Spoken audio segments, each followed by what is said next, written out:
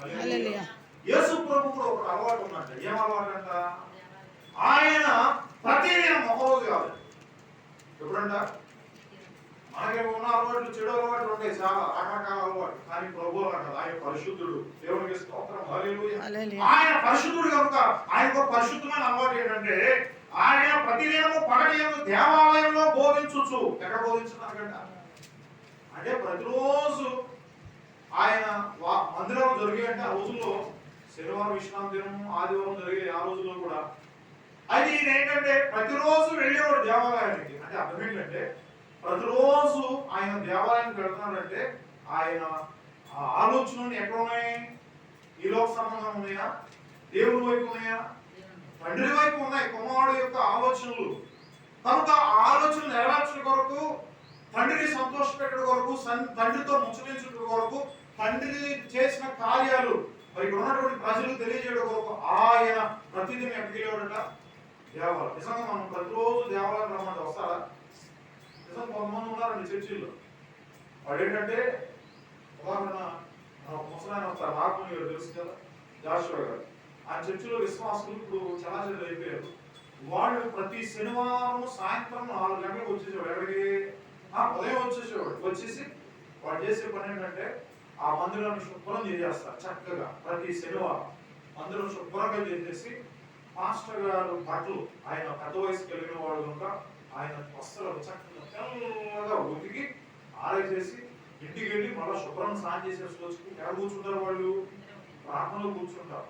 వాళ్ళు కొంతమంది ప్రార్థన చేసుకోవాలనుకున్న వాళ్ళు వారంలో ఎన్ని రోజులు అవ్వాలన్నా అన్ని రోజులు వాళ్ళు వెళ్ళి చక్కగా మందిరంలో కూర్చొని ప్రార్థన చేసుకుంటారు. ఒక్కోసారి నేను వెళ్తే ఇంటికి మందిరంలోకి వెళ్ళబడి 2-3 కూర్చొని ప్రార్థన చేసుకుంటుంటారు. కొన్ని సంఘాల్లో, పెద్ద సంఘాల్లో, బాగా డబ్బు ఉన్నటువంటి సంఘాల్లో మరి కొంతమందిని గ్రూపును తయారు చేస్తారు. 10 మందిని కూర్చోబెట్టి మీరేం చేయదు, ప్రార్థన చేస్తారు కూర్చున్నాను కాదు. అదేంటంటే ప్రార్థన చేయడం, టయానికి వేసి ఏం చేయాలా?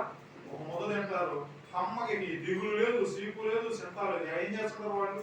సమూహ అభివృద్ధి కొరకు, పాస్టర్ గారి యొక్క ఆరోగ్యం గురించి, అలాగే విశ్వాసుల యొక్క ఆరోగ్యాల గురించి, వీటన్నిటి గురించి ఏం చేస్తారంటే వాళ్ళు ప్రార్థన చేస్తారు. పాస్టర్ గారు వాక్యానికి వస్తున్నాగా ఇక్కడ అదే ప్రార్థన. అయా మీ దాసుని బలంగా వాడుకో ప్రభువా, అయా నూతనమైన వాక్యాలు మీ దాసునికి ఇవ్వడనాయన, స్తోత్రాలు స్తుతులు చెప్తున్నప్పుడు ఈ దైవజనుడు చక్కగా వాక్యం దేవునికి స్తోత్రం, హల్లెలూయా. కనుక యేసు ప్రభువు కూడా వెళ్ళి ఎక్కడ చేయడట?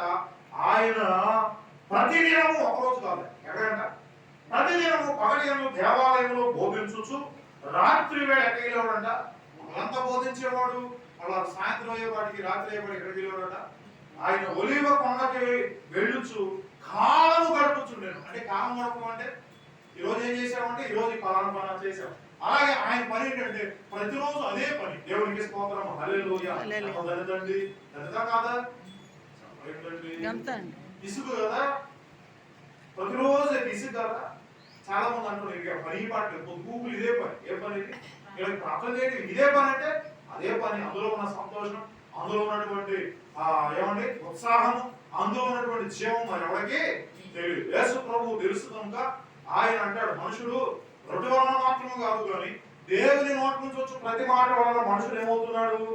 బ్రతుకుతున్నాడు అనే సత్యం ఆయన తెలుసు కనుక ఆయన చేసేటువంటి పని ఏంటంటే ఆయన ప్రతిదినం పగటియందు దేవాలయంలో బోధించుచు, రాత్రి వేళ ఎక్కడికి వెళ్ళాడంట? ఒలీవ కొండకి వెళ్ళుచు కాలము గడుపుచుండేది. ఈ రోజు ప్రతిరోజు అదే పని. ఆ విధంగా ఆయన ఏం చేసిన కాలాలు గడుపుతూ ఉండేటువంటి వాడు. ప్రజలందరూ ఆయన మాట వినటకు దేవాలయంలో ఆయన ఎందుకు పెందలగాడి వచ్చు. ఆయన ఏదో ఒక ఎత్తు అయితే ఆయన మాట వినడానికి ఎప్పుడు వచ్చేవాడు? వాళ్ళంతా ఎప్పుడు వచ్చేవాళ్ళ? ఇంగ్లీష్ లో ఎప్పుడు వచ్చేవాళ్ళు? ఆయన కంటే ముందు ఎప్పుడు? 8ంటికి. మాకైతే మాకు సూర్యుడు అడ్డుంటాడు, కొండ అడ్డు ఉంటుంది. మాకు 8-8:30 దాకా ఎండవాలి. ఇటు సైడ్ మొత్తం వచ్చేస్తుంది అక్కడ. చంద్రగడ ఇప్పుడు 8 గంటలకు లేచి ఉండదు. చాలా తెల్లారు. కొంతమంది 10 గంటలకు కూడా యేసు ప్రభు ప్రతిరోజు వెళ్ళేవాడు. పగటి పూట అంటే ఇక ఆయన సమయం దొరికినప్పుడు అక్కడే ఉంటాడు. ఎక్కడ ఉండేవాడు ఆయన? నేను కూడా అంతే. అక్కడ పాస్టర్ గారు నాగమణి గారు చెప్పాను కదా, జాషువా గారు ఆయన పేరు. ప్రతిరోజు వెళ్ళిపోయి ఆయన దగ్గర కూర్చునేవాడిని. చక్కగా దేవుని మాట ఇద్దరు ఆయన అన్నం కూడా ఆగలేదు కాదు, మధ్యాహ్నం పూట ఆయనకి టైం అన్నం పెట్టేవాడు కాదు, సాయంత్రం 4 గంటలకు ఆయన తినేవాడు కదా. ఇప్పటికి ఆయన ఆరోగ్యం అంతా 80 పైనే ఉన్నాయి, ఆయనకి మంచి అందులో నడుస్తారు. కాబట్టి చాలా మంది 50-60 చచ్చిపోయేవాళ్ళు చాలా మంది, ఆయన ఇంకా ఇప్పుడు 80 దాటిపోయి ఉన్నాయి. చూసారా, నిజంగా ఆయన సన్నిధిలో ఉన్నటువంటి వారు ఎలాంటి వారు అంటే ధన్యులు. హల్లెలూయా. అన్ని విషయాల్లో ఆరోగ్యం, కుటుంబంలో సమృద్ధి, ఏమన్నా వారికి ఏది లేదు అనడానికి వీలు లేదు. అన్నింటినీ దేవుడు సమృద్ధిగా కలిగి ఎప్పుడంటే ఆయన సన్నిధిలో ఉన్నప్పుడు.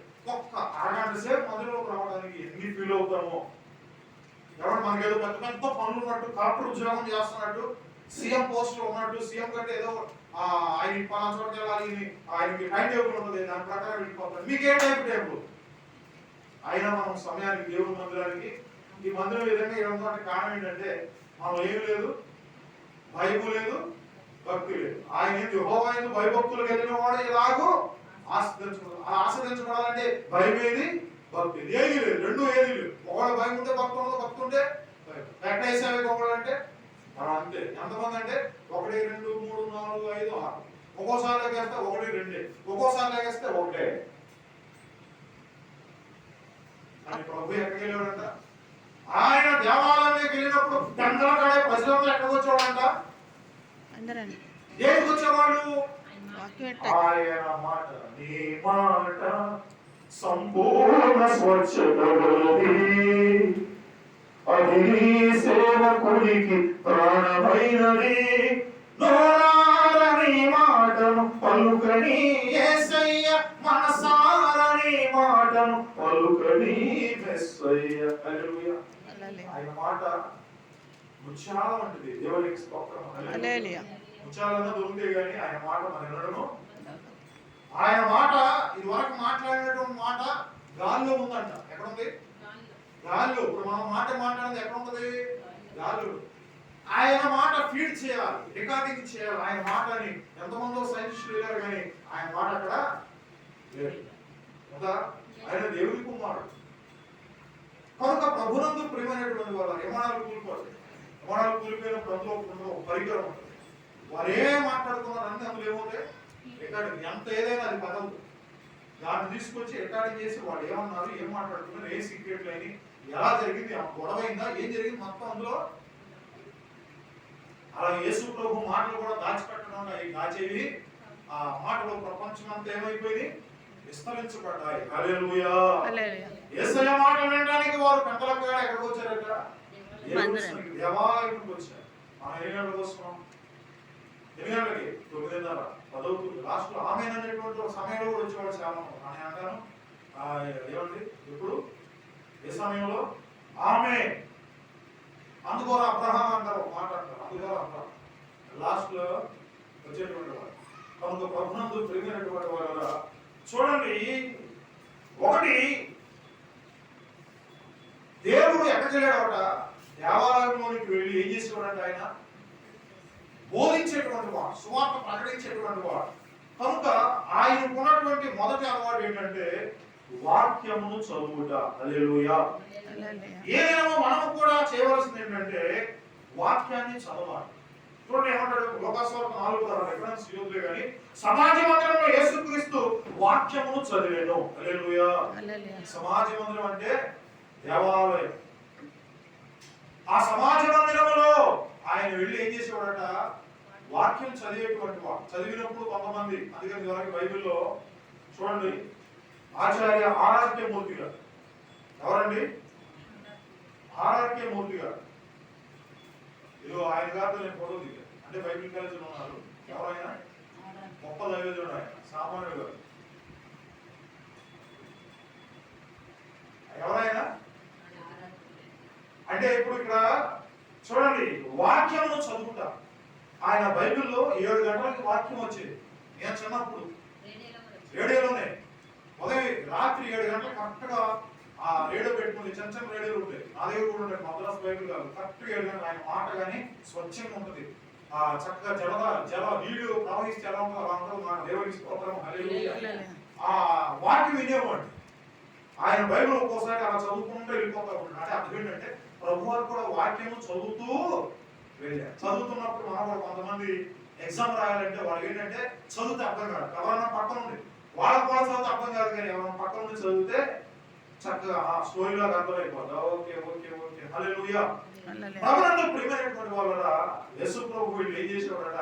వాక్యము చదివేవాడు. ఇదే మనం కూడా ఏం చదవాలి? వాక్యము చదవాలి. ఆ వాక్యం ఎప్పుడు కాదు, వాక్యమును యాకోబుకు తెలియజేసిన వాడని. వాక్యం ఎవరు తెలియజేసాడండి? ఆనాడు యాకోబుకు తెలియజేసిన వాక్యం అది ఇప్పుడు కూడా ఎంత గొప్పదైనదండి. ఆ ఘనత ప్రపంచంలో ఉన్నవాడు ఎవరికి నిజంగా దాని రుచి తెలిసినటువంటి వాడికి తప్ప బయట వాడికి ఎవరికి తెలియదండి. కనుక దేవునికి ఉన్నటువంటి అలవాటు ఏంటంటే, మొదటి అలవాటు ఏంటంటే ఆయన దేవుని దేవాలయానికి వెళ్ళడానికి కారణం ఏంటంటే ఆయన రుచికి ఉండడానికి కారణం ఒకటి వాక్యము చదివేయడం.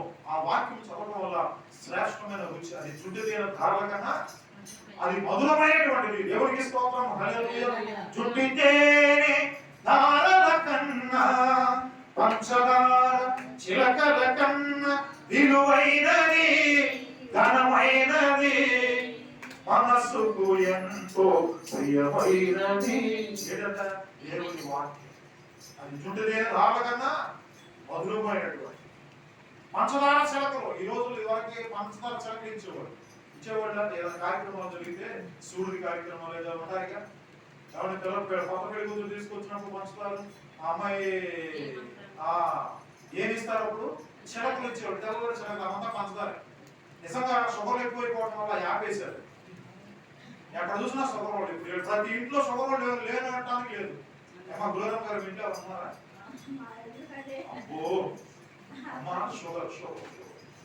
కనుక ప్రభునందు ప్రియమైనటువంటి వాళ్ళగా రెండవది చూసినట్లయితే ప్రభువారు చేసిన పని ఏంటంటే, అందుకని అంటాడు బైబిల్లో ప్రకటన 1:3 అంటాడు, వాక్యము చదువుకోవడం ధన్యుడు. హల్లెలూయా.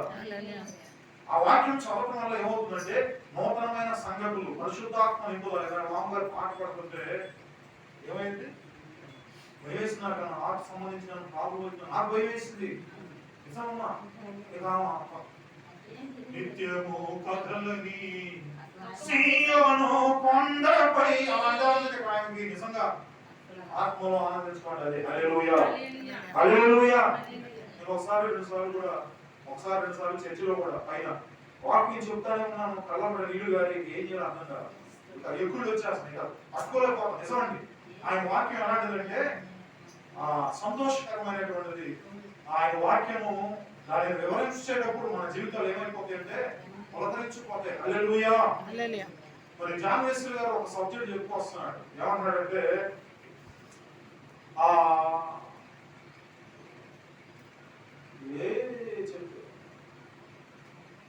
చెట్లు అన్ని కొనుక్కొని మెచ్చుకున్నాయంట. ఏమని? అన్ని చెట్లు, అన్ని రకాల చెట్లు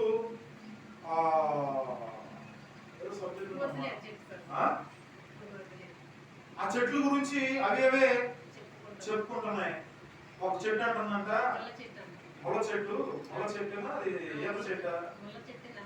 నన్ను ఎవరు అంటుకోవట్లేదు, నన్ను ఎవరు ముట్టుకోవట్లేదని నన్ను దూరపరిచారు. దానికి కుమిలిపోయి బాధపడిపోతున్నాను. ఇప్పుడు ప్రభు అంటాడు వచ్చి, ఎందుకమ్మా బాధపడతావు? నేనున్నాను కదా, నువ్వేమి భయపడతావు. దేవుడికి ఏదో చక్కటి మాట అదే అనుకుంటాం. వాళ్ళు తప్పుడు కళ్ళ నీళ్లు గారి నిజంగా మనం అనుకుంటాం దిక్కులో అనుకుంటాం. కానీ మన దేవుడు ఎలాంటి వాడు అంటే అలాంటి సందర్భంలో దేవుడు మన దగ్గరికి వచ్చి ఆదరిస్తాడు. ఎంత గొప్ప దేవుడు అంటే దేవుడికి స్తోత్రం చెప్తాం. ఇస్లాం గారి జీవితంలో కూడా ఆర్డర్ రావడానికి గొప్ప సంగతి. వచ్చి హాస్పిటల్ తీసుకెళ్ళి దేవుడికి స్తోత్రం.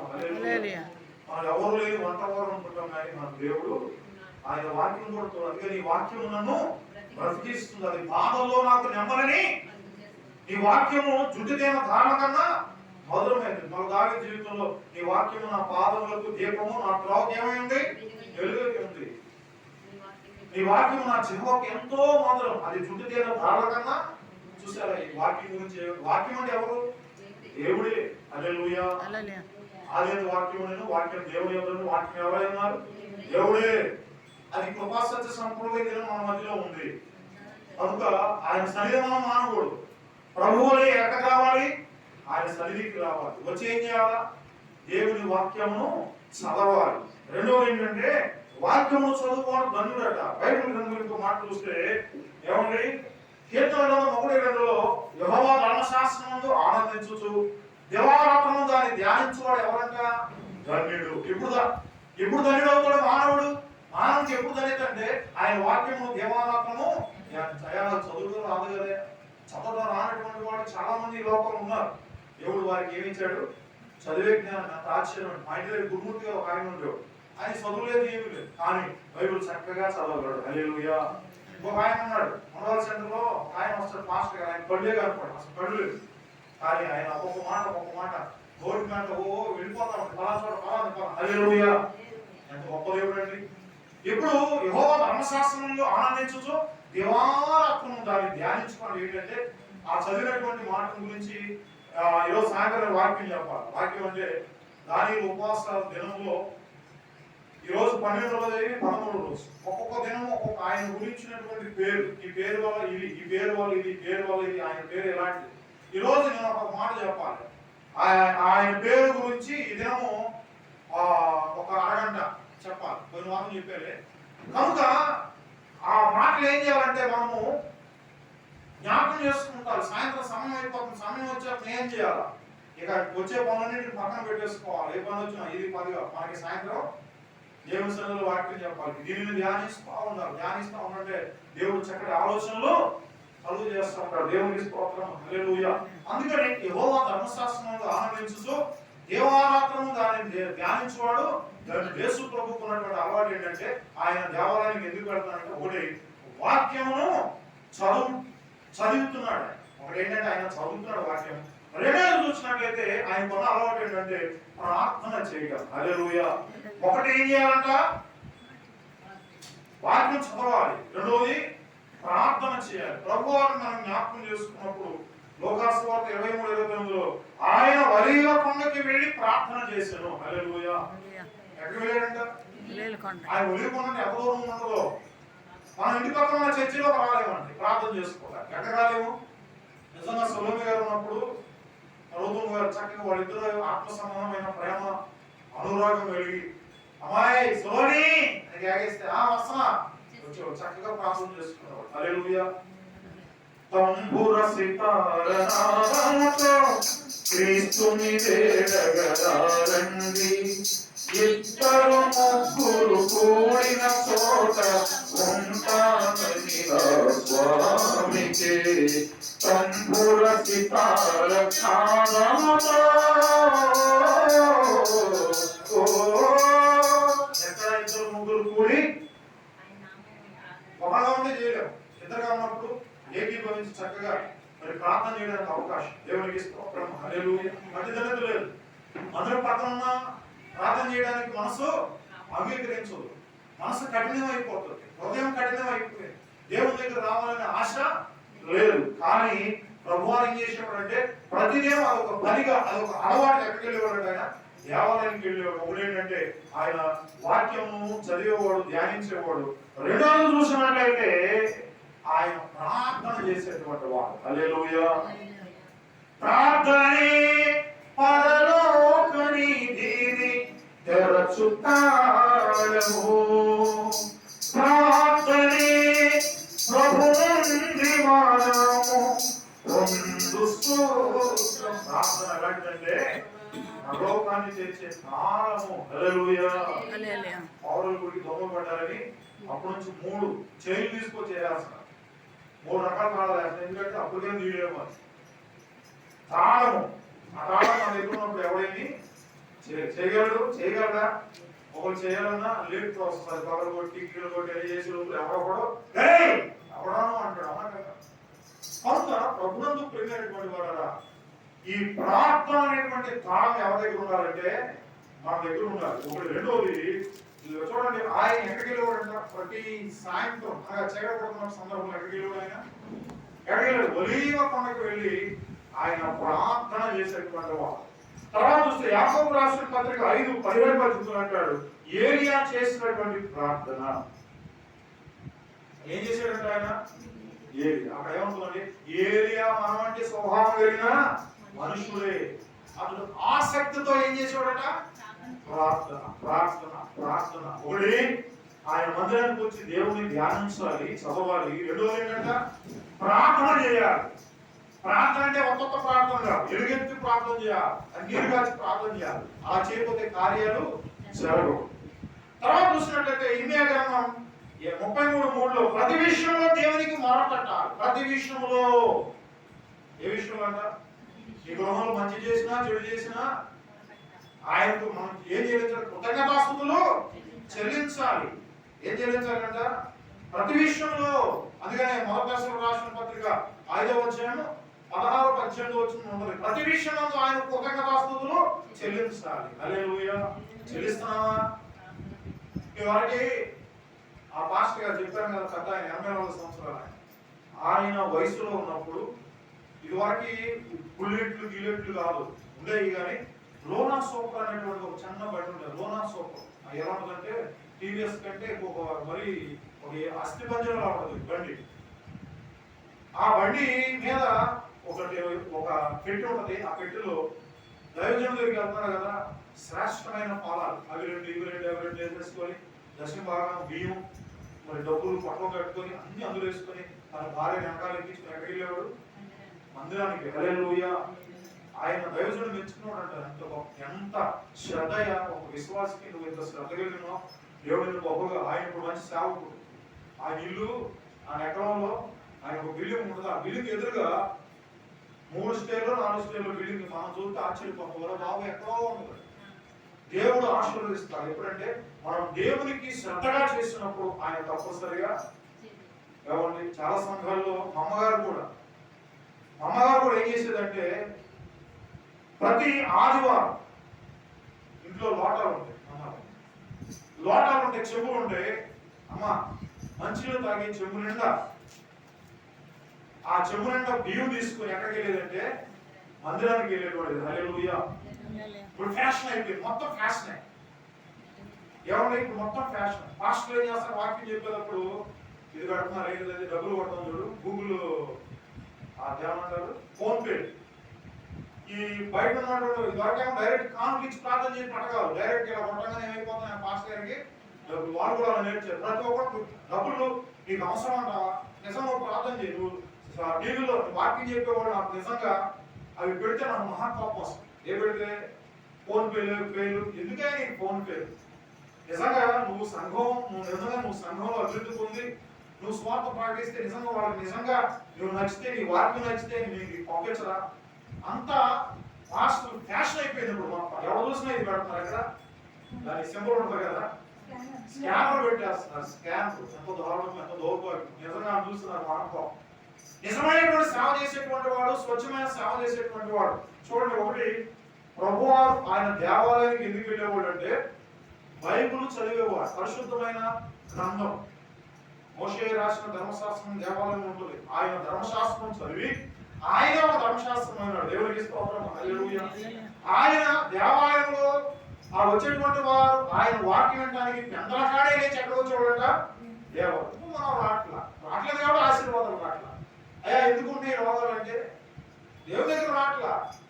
కొన్ని సందర్భాల్లో దేవునికి వ్యతిరేకంగా జీవించి అక్కడికి వెళ్ళి స్థిరం లేకుండా, కుదురు లేకుండా, దేవుని వాక్యాన్ని నువ్వు సరిగ్గా వినకోకుండా ఎప్పుడో అఫీషియల్ గా ఆ సీఎం గారు వచ్చినట్టు వస్తే నీ కార్యాలు జరుగుతాయా? ఈ రోజులు జరిగే పొరపాట్లేవే మందుగా. కానీ ప్రభు ఏం చేసేవాడంటే ప్రతిరోజు దేవాలయానికి వెళ్ళడానికి కారణం ఏంటంటే దేవుని సన్నిధిలో దేవుని గ్రంథమును ఆయన చదివేవాడు. రెండోది ఏంటంటే ప్రార్థన చేసేవాడు. మనం కూడా అలా చేస్తే మనం ఎలాంటి వారు అంటే యెహోవా ధర్మశాస్త్రం ఆనందించుచు దేవాలయం ధ్యానించేవాడు ధన్యుడు. ఆ ధన్యత నీకు రావాలంటే నువ్వు తప్పనిసరిగా బయటకు వెళ్ళేందుకు వచ్చేందుకు ఏం చేయాలా? ఆయన డాక్టర్ వైఎస్ రాజశేఖర రెడ్డి గారు కూడా ఏం చేసేవాడు? ఆయన బయటికి వెళ్ళేటప్పుడు కంపల్సరిగా పరిశుద్ధమైన గ్రంథాన్ని ఆయన చదువుకొని బయటికి వెళ్ళేటువంటి వాడు. ఆ గ్రంథం ఎలాంటిదంటే అర్థము లాంటిది. నీ వాక్యము నీరయ్యుండే మా దాహము తీర్చుచుండే. ఆ వాక్యం గురించి రాస్తాడు. ఆ వాక్యము బండ లాంటిది, ఆ వాక్యం అర్థము వంటిది, ఆ వాక్యము పాల వంటిది. చుంటే పాట ఉంటుంది కదా, ఏమండి? కనుక అది శ్రేష్టమైనటువంటిది. కనుక దాన్ని ధ్యానిస్తే జీవితం ఎంతో ధన్యమండి. కనుక ప్రభువు ఏం చేశాడు, ఆయన మందిరానికి వెళ్ళి వాక్యం చదివి. రెండోది ఏంటంటే ప్రార్థన చేసేటువంటి వాడు. హల్లెలూయా. ఈ రోజుల్లో వాక్యం చెప్పాడు ఎక్కువ మంది అయ్యా. ఎక్కడ చూసినా హక్కులు గిక్కులు కట్టుకొని టీవీల్లో అప్పో ఎన్ని వాక్యాలు, కానీ ప్రార్థన చేసేవాళ్ళు లేరు. ఉన్నారా? ప్రార్థన ఏంటంటే దేవునితో డైరెక్ట్ గా మాట్లాడు. నిజంగా ఆయనతో మాట్లాడకుండా ఎన్ని వాక్యాలు చెప్తే ఒక అందుకని బైబిల్లో మాట్లాడాడు, మీరు విలువలు మాత్రమే ఉండి వింటున్నారు బానే, కానీ మిమ్మల్ని మీరు మోసపుచ్చుకోతారు. ఆయన చెప్తున్నాడు, మీరు వింటున్నారు, అలా మీరు మోసంలో పడిపోతున్నారు. కానీ మీరు ఏం చేయాలంట? ఆ వాక్య ప్రకారం ఏం చేయాలంట? నడుచుకోవాలి. ఎంతమంది నడుస్తున్నారు? మీరు ప్రభువును ప్రియమైనటువంటి వాళ్ళ ఒకటి ప్రార్థన విషయంలో ఏలియా ప్రార్థన చేశాడు. భయంకరమైనటువంటి వర్షం, 3.5 సంవత్సరాలు వర్షం ఆగిపోమంటే వర్షం ఆగిపోయింది. 4.5 సంవత్సరాలు వర్షం రమ్మని ప్రార్థన చేస్తే ఏం జరిగింది? ఏలియా చేసిన అనేకమైన అద్భుతాలు, ఏలియా శిష్యుడైన ఎలీషా ఎన్ని అద్భుతాలు చూసారా? కనుక మన జీవితాల్లో కూడా గొప్ప అద్భుతాలు మన ద్వారా జరగాలంటే, ఒక వ్యక్తి గృహంలోకి వచ్చి ప్రార్థన చేయాలంటే ఆ వ్యక్తులు ఏముండాలి? ఒకటి వాక్యమును ధ్యానించాలి, రెండోది ఏంటంట? ప్రార్థన చేయాలి. ఏలియా ప్రార్థన చేశాడు. తర్వాత చూసినట్లయితే చూడండి, లోకాసు వార్త 24:46 అనుకుంటా. ఒకసారి చూడమ్మా, లోకాసు వార్త 24:46 చదువు ఒకసారి. లోకాసు వార్త 22:46 ఒకసారి 22:46 లోకాసు వార్త 22:46 22:46 మీరెందుకు నిద్రించుచున్నారు? శోభనలో ప్రవేశించుకున్నట్లు లేచి ప్రార్థన చేయుడి. వారు దేవునికి స్తోత్రం. హల్లెలూయా. ఎవరు చెప్తున్నారు ఈ మాట? అంత తెలిసిన శిష్యులు కూడా ఏమైపోతారంట? అయ్యా, నేను వెళ్ళి కాసేపు ప్రార్థన చేసుకుని వస్తాను, శోధన ప్రారంభం అవుతుంది, మీరు మెలుగుగా ఉండి ప్రార్థన చేయమని శిష్యులు చెప్తే ఆయన కాసేపు ఉండి వచ్చే లోపల ఏం చేస్తున్నారు? కొంతమంది గొప్పలు పెడతారు. మా ఇంట్లో ఎవరు మా తమ్ముడు ఉన్నాడు, పెడతారు. అబ్బో, ఆ ముస్లిం అంటుంది, అమ్మో అదేం దొరకయ్యా, చచ్చిపోతున్నాడు అయ్యా, తప్పదే నీకు తాపలేక. కొంతమంది గొప్పలు హెలికాప్టర్ పెట్టాడు, కొంతమంది ఏమో బుల్లెట్ నిజంగా. కనుక ప్రభువునందు ప్రియమైనటువంటి వాళ్ళ ఇక్కడ మనం చూసినప్పుడు మెలుగుగా ఉండి ఏం చేయాలట? ఆత్మశుద్ధమే కానీ శరీరం ఏమైపోతుంది? ఆత్మ ఎందుకు సిద్ధం అవుతుందంట? శరీరం ఎందుకు బలహీనం అవుతుందంటే లభిస్తే ఫలాలు లేదు. ఎక్కడ చూసినా ఫలాలు. అమ్మ మావాడు ఉన్నాడు, వాడికి నమస్కారం చేయొచ్చు నిజంగా మా అబ్బాయి, ఆడికి ఎప్పుడు చూసినా ఫలాలు. ఆడు ఇప్పుడు ఉదయం తింటాడు, మా సాయంత్రం ఫలాలు అంటమ్మా. నిజంగా ఆడికి పిచ్చట పోతున్నారు తెలుసు. మందు తగ్గోడు కూడా ఏదో ముందంట, ఏదో మెడిసిన్ ఇస్తే మరి వీడు ఎట్ట మాత్రం నాకు అర్థం కాదు తిండి విషయం. ఏదో దాడబట్టి నిజంగా చూడండి, వెలుగుకోండి ప్రార్థన. మరి ఆ రోజు శిష్యులు ఫలాలు 9 ఆ రోజు లేక మరి ఏం తిన్నారు? నిద్రపోయారంటే శరీరం బలహీనమైంది. మాట ఈ రోజులు కాదు, నేను అన్నా ఈ మాట ఇక్కడ అన్నారు, నేను ఊరుకో. అయినా శరీరం ఎందుకనే నీకు శరీరం పాడు పడుతున్నావా? నీకు ఎందుకు శరీరం బలహీనమైంది? అయిందా? ఎంత మాయ మాటలు. కనుక ప్రభువును ప్రియమైనటువంటి వాళ్ళ చూడండి, మెరుగు ఉండి ప్రార్థన చేయాలి. ఎలాంటి ప్రార్థన అంటే ఒకటి ప్రార్థనలో క్వాలిటీస్ ఒకటే వ్యక్తిగతమైన ప్రార్థన ఎప్పుడు చేసుకుంటాడు. ఒకటి ఎలా యేసుప్రభు ఎక్కడికి వెలుగుకోవడానికి వ్యక్తిగతం చేశాడు, అమ్మ తీసుకుపోయాడా? ఒకటే వీడు వచ్చే లోపల నిద్రపోతున్నాడు. వెలుగును శిష్యుడు అంటాడు పేతురు, అయ్యా నీ విషయమై అందరూ అభ్యంతరపడి నేను మాత్రం అభ్యంతరపడినాడు. ఆయన ఇల్లు వచ్చే లోపల ఏం చేస్తున్నాడు? ఈరోజు మనం కూడా అటువంటి ప్రభుత్వాలు ఉన్నారు. నిజంగా ప్రార్థన చేయట్లా మీరు అనుకుంటున్నారు, ఎక్కడైనా లేదు ప్రార్థన లేదు. మీటింగ్లో ఈ పెద్ద పెద్ద టైలు వీళ్ళు కట్టి షూట్లు కట్టుకొని వాళ్ళు మాయ చేసేస్తున్నారు జనాలు. ఏమనుకుంటారు? దయచేసి వాస్తవం ప్రజలు మాయ. అందుకనేగా మిమ్మల్ని బట్టే నా నామము అన్యుల మధ్య అవమానపరచబడుతుందండి. ఇప్పుడు లేచారు చాలా మంది అన్యులు యేసు ప్రభువుని విమర్శించేటువంటి వాళ్ళు. ప్రభువునందు ప్రియమైనటువంటి వాళ్ళ కనుక ఒకటి వ్యక్తిగతమైన ప్రార్థన యేసు ప్రభువు చేశాడు. నువ్వు నేను కూడా చేయాలి. ఒక వ్యక్తిగత ఇంటి దగ్గర చేయట్లేదు, చేయాలా? చర్చికి వచ్చినప్పుడు వచ్చేసి కూర్చొని వెళ్ళిపోతే దులుపుకొని వెళ్ళిపోతే కాదు. ప్రార్థన కంపల్సరిగా ఉండాలి. ప్రార్థన ఒక వ్యక్తిగతమైన ప్రార్థన. ఏమంటే విశ్వాసంలో ఉండాలి ప్రార్థన. విశ్వాసంలో అనేక మందికి ఆకర్షితులుగా ఉండాలి. అమ్మ మీ సమయం ఏదమ్మా? పలానా సమయం ఎంత ప్రార్థన చేస్తామమ్మా? ఎవరిని బట్టి? విశ్వాసం బట్టి సంఘానికి ఏమొస్తుంది? పేరు వస్తుంది. హల్లెలూయా. రెండోది చూసినట్లయితే కుటుంబ ప్రార్థన. ఎంతమంది ఇంట్లో ప్రార్థన ఏ నాడు లేదు అయ్యా ఈరోజు మా ఇంట్లో గుడి ప్రార్థన పెట్టాయా నిజం పెట్టించుకుంటున్నారా? ఇంగ్లీష్ లాగా అవ్వద్దు, తెలుగు లాగా చెప్పండి. పెట్టించుకుంటున్నారా? ఎవరు పెట్టించుకోవట్లేదు. అసలు తన సంఘాలన్నింటిలో ఒక పాస్టర్ రోజు ఒకరింటికి వెళ్తే ఆ వారం అంతా ఖాళీ ఉండదు. కొంతమంది పాస్టర్స్ అసలు మన ఇంటికి వస్తే పాస్టర్ డబ్బులు ఇవ్వాలి, 500 తీసుకొచ్చేవాళ్ళ ఎక్కడ తీసేవాళ్ళు 500? కుటుంబ ప్రార్థన పెట్టుకో, నువ్వు డబ్బులు ఇవ్వకపోయినా నేను అడిగేవాడుగా. ప్రార్థన పెట్టుకోండి, గృహానికి దివ్యన సంవత్సరానికి 2 సార్లు పెట్టుకోండి, సంవత్సరానికి 3-4 సార్లు పెట్టుకోండి. ప్రార్థన పెట్టుకోండి, నలుగురు పిలుచుకోండి, చూసుకోండి. అమ్మ నా ఇంట్లో కుటుంబ ప్రార్థన పెట్టుకోండి రండి. వారి పాప ప్రవేశం, దేవుని పాప ప్రవేశం, ఉదయం గృహానికి ఏం కలిగింది? దీవెన ఆశీర్వాదం లేదు. గృహాలు ఏమండి ఏం కలుగుతుంది?